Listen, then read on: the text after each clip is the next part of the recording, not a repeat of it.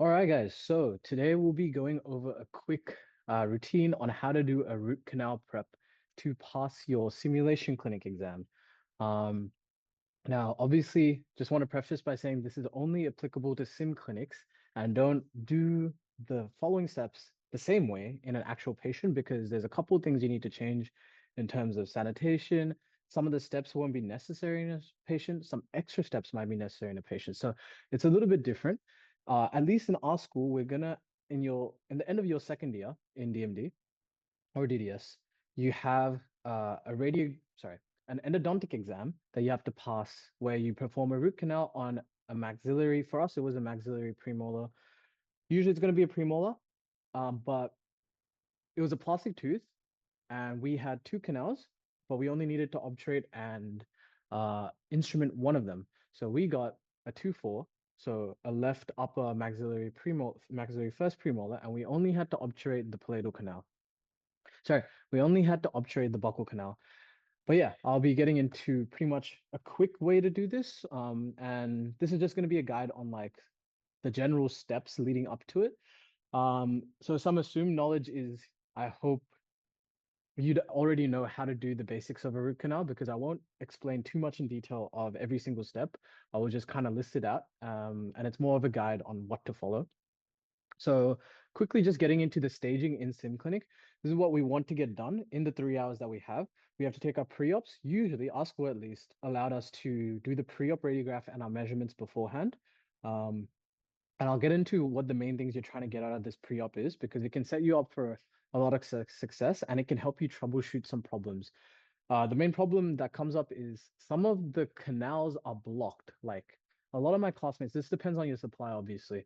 A lot of my classmates had an issue with their palatal canals being blocked or their buccal canals being missing. Sometimes radiographically, you might be clued into this if you take your pre-op, which is from a proximal and a buccal view. Otherwise, it can be really daunting if you realize this in the middle of the exam. It can throw you off, and because of the time pressure, it can be really hard to deal with. So pre-op is important. Then the part that after you figure it out, it's really easy. The initial access, when you figure out what you're looking for, and if you can practice this over and over, um, especially in these plastic teeth, it becomes a bit more predictable in my opinion. But yeah, after your initial access, the next steps you're looking at is finally your instrumentation, is your coronal flaring and your first apical binding files. This is the next check you'll do. If you can pass this, you get into your apical instrumentation and your master gutta perca. Oh, sorry, master apical file, which builds into your gutta perca file and your actual final obturation, leading to your final radiograph. And I'll just talk through all the steps you need to do to get through each of these and finish your obturation, hopefully by the end of the 3 hour exam. So pre-op measurements, like I mentioned, is quite important. We are doing a 2-4 in our case. That's this, the maxillary left upper premolar, the upper first premolar. The main measurements you're looking for in your pre-op is your total distance. So your total distance because it helps you estimate your initial working length. Then in clinic, this is not really relevant, or it doesn't really matter in the sim lab, but your pericervical dentine check, which is usually at D11, this is pretty much going to clue you into how much dentine you have available in the tooth, side to side at the distance from 11 millimeters from the apex is around here. The importance of this is it informs you on how likely the tooth is to fracture and how much you can really open up the canal without risking the tooth being fractured. Because remember that main reason endodontic treatments or root canals fail is not actually due to bacteria in the canal. It's actually mostly due to root fracture. So over instrumenting is a big problem, but that's not super relevant here. You kind of actually you want to use these measurements to clue you in on your access mainly and on how many canals you have and kind of the shape of your canals. But the two other main points you'll want to get is your reference cusp to pulp horn length. This will kind of give you an idea of how far you need to drill down before you break open the roof of the pulp chamber. So when you can pretty much stop using your endo access bar and switch to your endo Z bar in the access, which I'll get to. And you want to know the roof of pulp chamber, sorry, roof of pulp chamber to floor of pulp chamber length roughly, so you know how much of a drop you get as soon as you enter into the pulp chamber. A quick tip, make sure you calibrate your PSP plates. So if you're using a PSP size 2, in Australia at least, that's 40 millimeters wide and 30 millimeters up. So in the software that you're going to be pretty much doing this on, make sure that's calibrated right. Moving on. Okay, now you've done all your measurements. You've gotten your pre-op radiograph. You've shown your tutor. They've given you the okay. You've put on your rubber dam. Everything's good. Your tutor will let you finally access. When you get into access, you want to think about, obviously, you're going to be using your endo access burr. The nature of this burr, it's end cutting because it has diamonds on the bottom. So it will drill down and it will, I think it has diamonds on the side as well. So it will drill side to side. You kind of want to be very conservative when using this burr. And you want to think of Krasner and Ranskau's law of centrality and law of CEJ. So pretty much when you're looking for the pulp chamber, you want to start in the middle, law of centrality. You want to start in the middle of the tooth and you want to go straight down essentially. The problem with the 2-4 is because you're going to be kind of using indirect vision. Personally, for me, I use the high-speed suction in my left hand in clinic at least because of the nature of the endodontic block and the wax. I feel like when I hook in a slow speed suction onto the rubber dam, it's really risking of dislodging the whole tooth completely. So I've just gotten used to using high-speed suction in my left hand and drilling with my right hand. But it can be really hard to see. So be very careful that you're always on the center of the tooth and you don't have any inclination in your burr because you as you can see, this is not a great example of a 2-4, but you can perforate the tooth. If you're coming in at this angle and you keep going, you might miss the pulp chamber entirely and completely perforate the tooth from the front. So be very careful. Always double check. You can put your burr down, check with your mirror, get an explorer out. Just check that you're still in the center of the tooth and you're going towards the pulp chamber, ideally. Um, Depending on your pre-op radiograph, you will kind of get an idea of how far deep you have to go. For me, I think it was about 5.5 millimeters, and I opened up the roof of the pulp chamber. And this is kind of where you need to stop. Once you've got into the roof of the pulp chamber, you can be this conservative. Once you've gotten into the roof of the pulp chamber, check with an explorer, check to see you can feel an orifice. And if you already do feel an orifice, you're good to go. A mistake I made a lot in the past is I would keep expanding the canal. So this is fine. You can expand it you can expand it buccal because that's where your two orifices are going to be, right? You can expand it buccal but don't do it with the endo access bar. I really suggest using the endo Z bar or a slow speed because these are tungsten carbide and you don't need to go any further. So you're not going to risk, tungsten carbide, very unlikely to cut at the end. So you're not going to go any further down.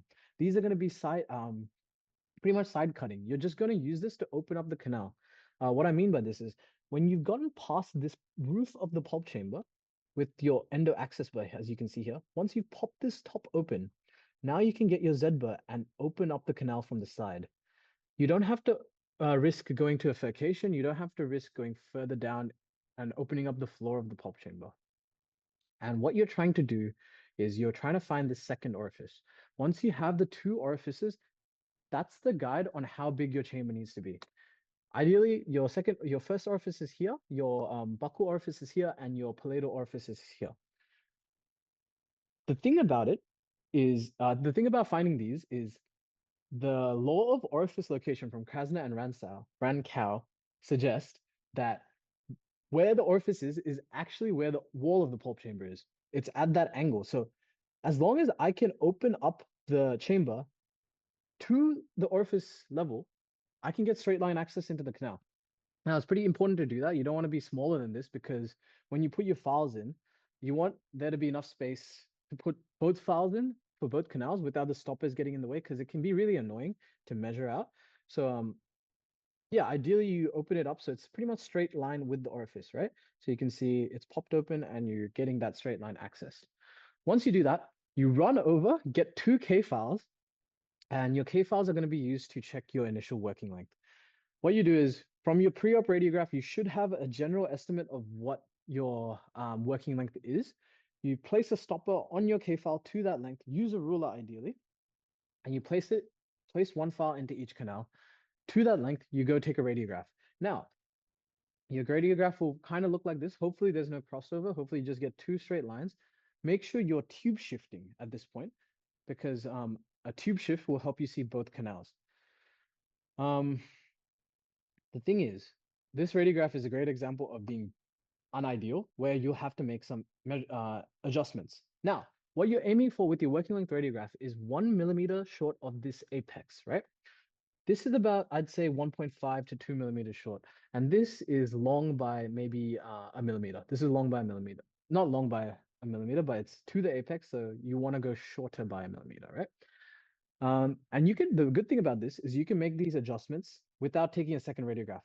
The only time you need to do a second radiograph in sim at least is if you're 2 millimeters short or you're long at all.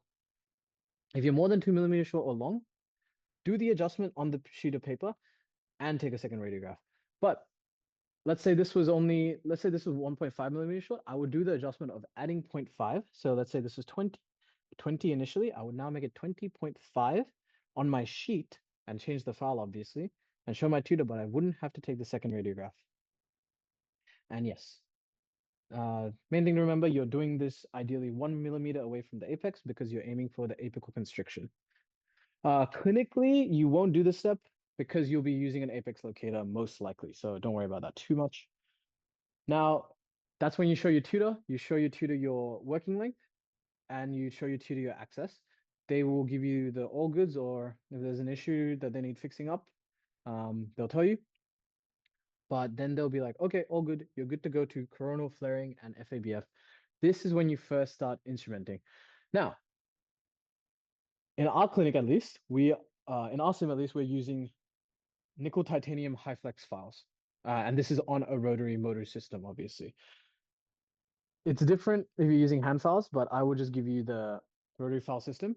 You're going to be using a 25 size 25 file with an 06 taper. And that's going to be for the apical zone only. Coronal flaring is going to be only done, it's just instrumentation of the middle and coronal third of the tooth. So the two-thirds of the tooth, that's not including the apex. How you get there is kind of just working length, your initial working length that you got from the previous radiograph, and you minus 6 millimeters from that. And you place a stopper, this stopper you see right here, you place that stopper on that file and you're good to go. There's a couple things that are really important. First, you have to keep in mind the goal of coronal flaring. You're trying to create a glide path. You're trying to make it really easy to get larger files into the apex later. And you're doing that by flaring out the middle and coronal zone. And it's really important to not break your files at this stage. How you do that is you irrigate the canal. In our sims, we're going to be using water and an irrigating needle. But in a clinic, you'll be using probably sodium hypochlorite. Make sure your canal is well lubricated with irrigant. Then drop your file in slowly, very slowly. Let the file do the work. A lot of mistakes you can get are, well, obviously, if you have a curved canal, it's a very high risk of breaking from cyclic fatigue. But a lot of the mistakes, I've made or files that I've broken is if I've pushed apically with a rotary. So don't push too hard. Literally just let the file take you to working length minus 6.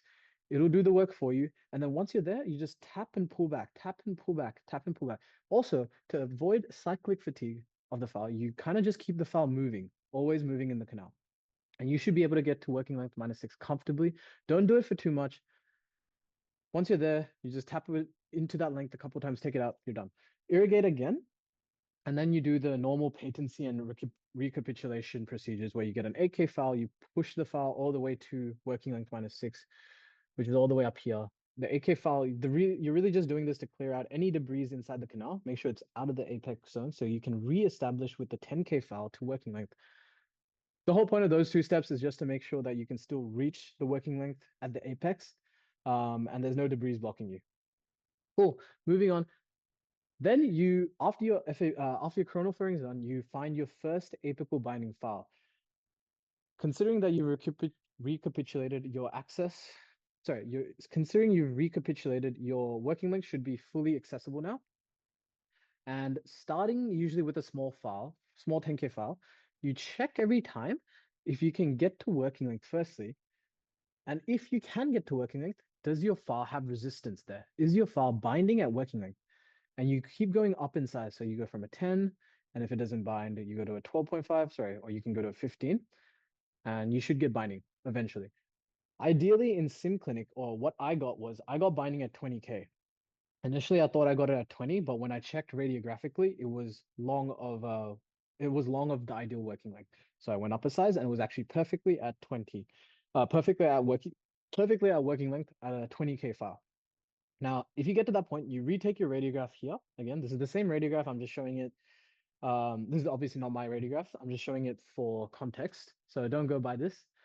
Hopefully, your FABF is binding, so you can clinically feel tug back. You can feel that it has a lot of resistance at that apical point. And clinically, it's 1 millimeter from that constriction. Perfect. You show your tutor, and then you can move on to apical instrumentation and MAF. But some troubleshooting tips that come up, if you have a really small, really tight canal, you're going to get that can't even fit a 10K file. Ideally, and you're using a rotary system, ideally you hand instrument from a 10K, then to a 12.5K, then to a 15K, and you instrument by a stainless steel hand file to 15K, because that means you can get your 1504 rotary file in there. And why that's important is you need to get ideally an MAF of 30, and to do that, it's better to already start with your rotary files at 15, right? So that's why it's important. And yeah, so the last step you do is you show your tutor that your target MAF is going to be either 30 to 35 usually. The reason we're going to 30 obviously is because you want to make sure your irrigant can actually reach the apex of your tooth. So, and your medicament can get there as well, so it can actually kill bacteria in the apex. So we're going to go into apical zone instrumentation. The goal of apical zone instrumentation is just a whole process of going through small file into slightly bigger file into slightly bigger file until you reach your 30. Ideally, you're going to 30. In clinic, this is what I did at least. I went to a 30, which is your blue file. Obviously, this is different depending on your different system, so I'm not gonna, don't worry too much if your colors are different. Your target is to reach 30, as I said. The reason we're trying to get a perfect 30 is because if we can get a predictable canal length, firstly, if you can get a predictable canal length, canal size, sorry, you can get a nice apical seat. An apical seat around 30 is really nice for an MGP of 30, obviously. And you don't have to worry about the apex being too open to where you have to use MTA or something. And obviously, in this exam, at least, you're going to not have access to MTA. You're going to be obturating with MGP. So that's important. Secondly, the reason you're doing it is because, like I mentioned before, 3004 is probably the minimum length where, minimal size of the apex where medicament can actually interact with bacteria. Okay, so starting at your FAVF size, so depending if it was 15 or 20, you instrument, irrigate, get patency with an 8K, irrigate again, instrument with the next highest size, so 20, irrigate, get patency, irrigate again. Now move up to 25, irrigate, get patency, irrigate again, and you add 30. Instrument, irrigate, patency, you're done. Okay, now you're at 30. You leave your rotary file inside the canal at working length, and you go take the radiograph. Hopefully, this radiograph looks like this, and your file stops 1 millimeter short of the apex, which means you're good to go. You show your tutor. Tutor says, all good. You can now move on to MGP. MGP, oh, sorry, this is the MAF file, obviously. I'm just showing you what it looks like. So you can see inside the canals, there's a rotary file inside, and it's reaching about to working length. This is probably a bit shorter than ideal. Obviously, this is not a 2-4. This is just to show you what the file would look like radiographically.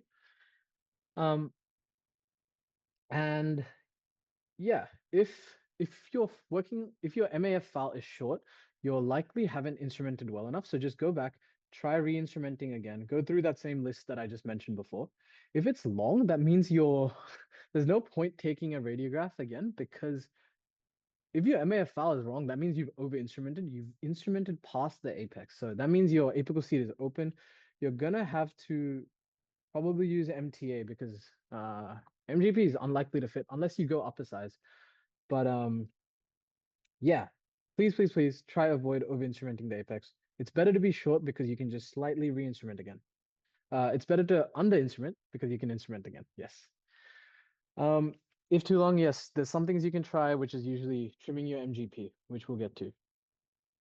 Anyway, if all goes well and you're at this point, you should have a good apical seat. And if your MAF was feeling like a little bit of tug back, you should get the same size MGP in there. So your master gutter perker, that's your MGP. If you instrument to a 3004 file size, grab, go to issue point or go to your DAs, ask for a oh 04 tapered MGP and put it in your canal. After you've dried the canal, put it in your canal. It should reach working length firstly. So measure it out firstly, measure it out. It should reach working length and see if there's tug back. When you pull it out, there should be a little bit of resistance and it should resist going any further down. This means you have a great apical seat and if this happens to you in your exam, you should be feeling good. You're in a good position to finish strong. So there's a couple options you can do when you have to do a radiograph. And for us, this is where we use the endo rin holder. This is a bit of a harder radiograph to take because you have to have the mannequin head attached, not just the segment outside. There's a whole process to do that later, but I won't get into it. Anyway, you take that radiograph. There's a couple of options to troubleshoot. If your MGP is long, that means your apical seat is pretty bad for that size. What you can do is you can either go up a size, but what I recommend is cutting the tip of the um, gutter perker by 0.5 millimeters and rechecking and keep doing that until you pretty much get a little bit of tug back and it doesn't go past 1 millimeter at the bottom of the apex. If you're short, that means you can go a size down, or you can either go a size down in your gutter perker, or you can re-instrument the canal, um, because that means the apex isn't as open as ideal. But yeah, those are the two main adjustments. Um, ideally you don't get to that point. If your MAF is good, your MGP ideally is good. So you then go into your spreader check. Before you call over your CE, you should do a quick spreader check, which means you'll fit a size 20 or a 25 spreader into your canal. And the main thing you're trying to show here is that your spreader won't actually go all the way to working length. And it's at least short by 2 millimeters.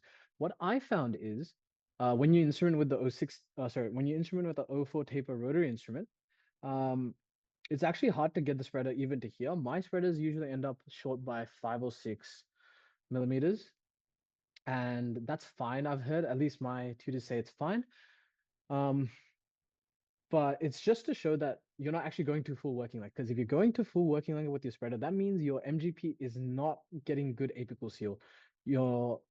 If you're able to fit anything else at the apex, that's showing that it's horribly wrong there, and there's no way you're getting tug back.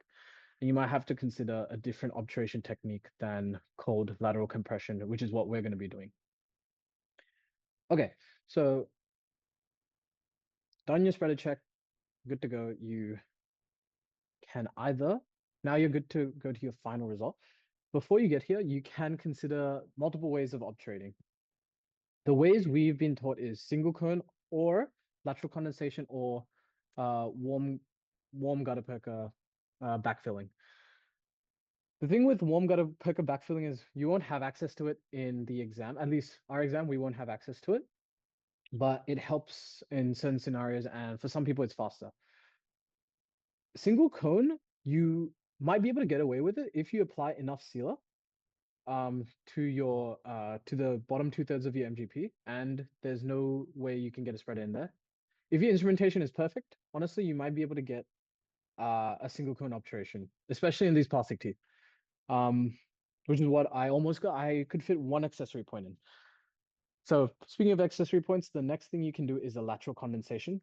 You get your spreader in, you push the master gutter perker to the side, and you get the same size accessory point gutter perker. That's the same size as your spreader. So The mistake I made was I would get 30.04 when I was starting out. M30, size 30 gutter perkers and try to fit it in. You can get a size 15 or a size 20 gutter perker as your accessory point and fit it in. And do this until you can't fit the spreader in anymore. And after that, you can heat out with the heat out prong. You can heat out your gutter perker and cut it down to orifice level. Now, a quick tip here is that I had we were working on a single canal, right? So ideally you want to close off your palatal canal. Once you're obturating or heating out your buccal canal, you want to close off your palatal canal, maybe with a bit of Teflon tape or something like that. Or you can even plug it with an instrument to make sure sealer doesn't get down, or hot gutter perker that you cut doesn't get down that canal. So when you take your final obturation, it doesn't look like you partially obturated the canal you were supposed to not be working on. So that's just a side tip. But finally, your results should look like this. There should be no voids if you applied sealer properly and you applied enough accessory points. Ideally, you get something like this. Something that could be wrong, or you can criticize this for, is you can get some sealer extruding at the apex here, which is not ideal. Ideally, this part is clear and is short by 1 millimeter. But yeah, that's the main things to watch out for, and hopefully that helps give you a quick guide on what to expect. And best of luck if you are doing an exam. Thank you.